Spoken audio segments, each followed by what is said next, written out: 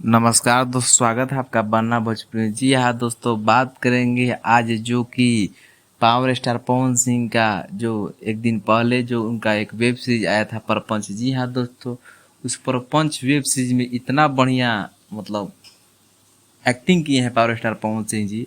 और बहुत मज़ा आया दोस्तों देखकर। ये बहुत बढ़िया वेब सीरीज है।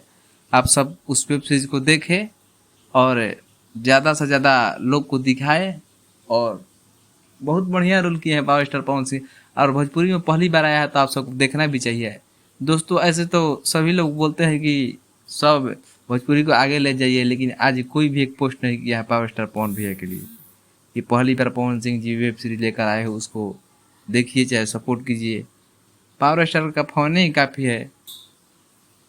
खूब ज़्यादा से ज़्यादा देखिए वेब सीरीज को, प्रपंच को, चौपाल ऐप पर जाकर। जी हाँ दोस्तों, और ज़्यादा से ज़्यादा शेयर कीजिए इस बात को, पोस्ट कीजिए फेसबुक पर कि सभी भाई जाकर चौपाल ऐप पर वेब सीरीज देखें।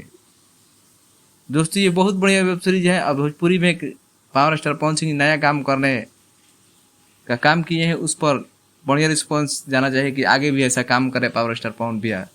दोस्तों पहली बार चैनल पर लाइक कर सब्सक्राइब करें, चैनल से जुड़े ताकि हमारी वीडियो आप तक पहुँच सके।